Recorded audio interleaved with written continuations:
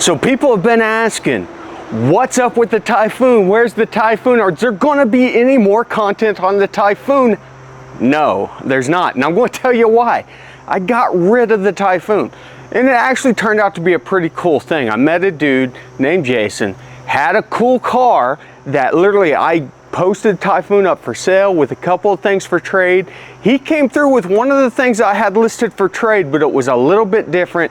Let's check it out now.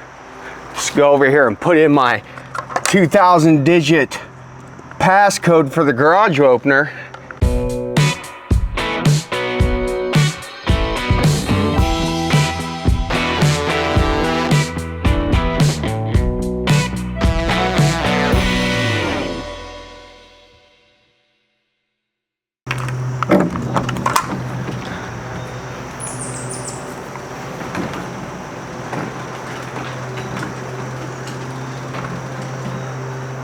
Here it is, a 1987 Monte Carlo SS Pro Street, called a Pro Street car. It's a big tire car, it's a back half car.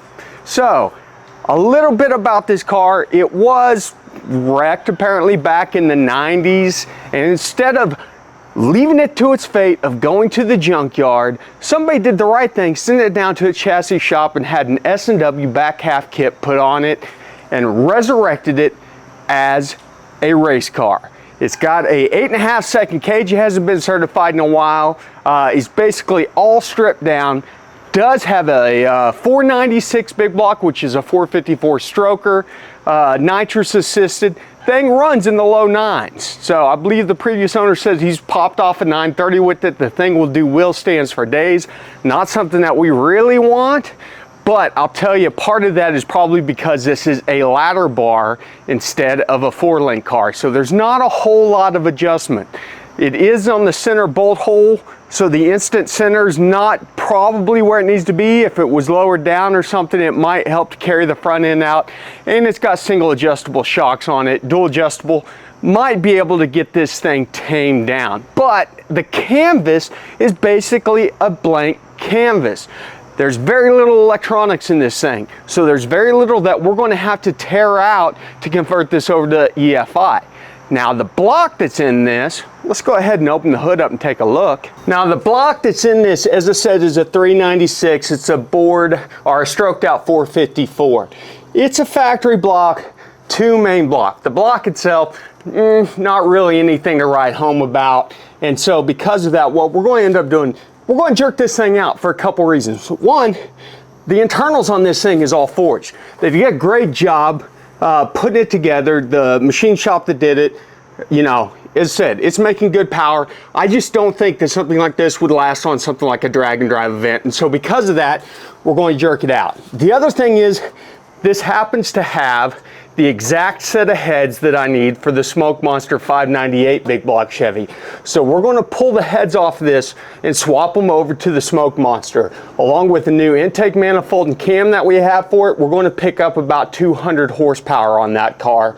But what are we going to do after that? Well, I'm not going to work a long time on a 2-bolt main big block, so I'm probably going to leave it on the stand for a while.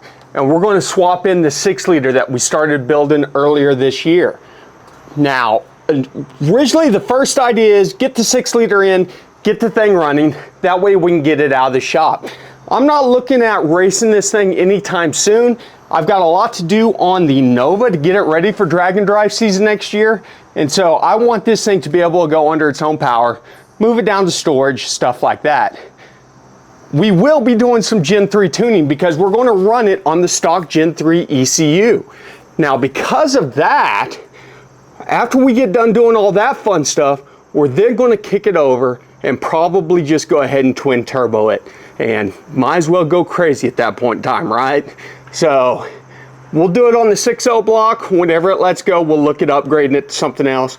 But eventually I want to get this thing in the 1,500 to 2,000 horsepower range. Now, some of the questions that are yet to remain are, we going to leave it ladder bar? I don't know. You have to look at the way that the rear chassis, the back half design is on a ladder bar versus a 4-link. Might have to do a lot of work to get it over to a 4-link, but honestly, if we are looking at seriously putting this thing down into the 7s, we probably need it on a 4-link so we can do proper chassis adjustment. One of the other things that we'll have to do that is then put in a funny car cage. This has at least a 12 point, if not a 14 point already, so it has the basis there. It just needs the driver hoop and stuff installed. Shouldn't be a big ordeal, but, you know, and that's the nice thing. It does have the firewall bars coming down to the front frame. It's got the dash bar. All that jazz is in place already. So that's why I'm saying this is a perfect blank canvas. And you notice there's hardly any electrical on this thing, which is awesome. Means that we will have a lot less to clean up whenever we're getting it set up for our 6-liter. So as I said, the cage, we're in a great position, has an existing certification, so getting it certified again is not going to be an issue. From what I can tell, it's mild steel or DOM because it was MIG welded in, but all the welds look nice and solid, like somebody actually did a good job. And you can see it's got a couple of the extra bars in here that aren't required for an 8.5 cert cage. So it's a good base to start on, and yeah, we'll go from there. Now, one of the other issues with this car, it's a heavy pig. This thing weighs about 3,200 pounds. That's a little bit more than I would like to see. I'd like to get it down below 3,000, as close to 2,800 as we could, because that's going to pick up a lot of time at the track. Theoretically, with this setup the way it is now, with a little bit of chassis tuning and some weight loss, it could be down into the 8s with the existing power plant. So that's something else that we're going to take a look at later on down the road. Let's jump into the rear and look in the trunk. Not a lot to see back here. We got a fuel cell. It is sumped out the back, and it does have an inline fuel pump. Obviously, it's for a carburetor. In fact, it's got 2 fuel pumps, one for the carburetor, one for the nitrous system. We'll cut that over to an inline EFI setup. The battery's mounted in the trunk. It's got a nitrous ball bracket. We don't care about that. But as I said, we're talking a very clean platform. Now, what are some of the things that we're going to do besides the 6-liter? Well, we're going to cut weight. I don't know if you can see it back there behind me. That's a new hood for it. Get rid of that big heavy cowl hood that's already been cut on. We're not going to, you know, this car is long and sleek, has beautiful body lines. Let's get it back to those beautiful body lines, and we'll put a factory style fiberglass hood on. Replace the trunk also with fiberglass. We'll do a Zeus-on fastener trunk back there.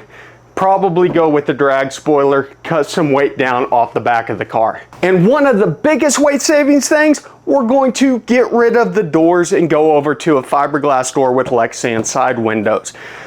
This alone will save us over 200 pounds by getting rid of these big heavy steel doors, putting Lexan here. We'll probably Lexan the back window since it's a small window, and they'll be easy to Lexan those. Now, I'm planning on keeping the glass on the front and the rear right now. That may change, but we got good glass out front.